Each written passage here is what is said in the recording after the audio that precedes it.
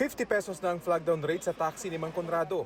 Pero ang ilang pasahero niya nagugulat dahil 40 pesos pa rin daw ang alam nilang singil. Meron hong ibang nagagalit, merong ibang bumababa na lang. Kasi nagugulat nga sila sa 50 pesos na flag down. Yung iba naman, pag ipinaliwanag mo ng maayos, wala namang problema sa kanila. Anya, naging maagap at masunurin daw kasi ang kanyang operator kaya calibrated na ang metro ng kanyang taxi. Tayong mga taxi may calibrated meter ang makakasingil ng bagong flag down rate.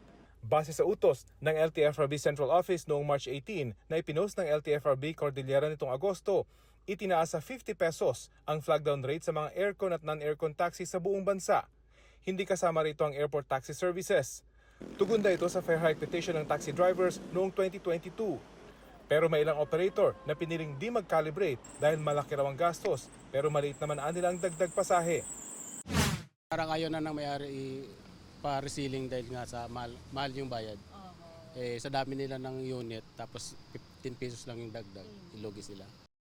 Bagamat nagpapasalamat ang Philippine National Taxi Operators Association, talo pa rin daw ang taxi operator sa kakarampot na itinaas. Dapat ang binigay nila was yung original petition na 60 pesos na flag down rate. That would have been more helpful. Maganda naman yun kasi dagdag ng kita namin. Pero kaso lang, dahil po tumataas din ng gasolina, parang pares-parehas na lang. Para sa ilang commuter, Okay naman, pero sa mga siguro po mga regular na empleyado, hindi po talaga okay sa kanila. Mabigat po talaga. habang ang ilan, mas suki raw ng Transport Network Vehicle Service o TNVS. Kasi yung mga taxi nagkokontrata sila eh.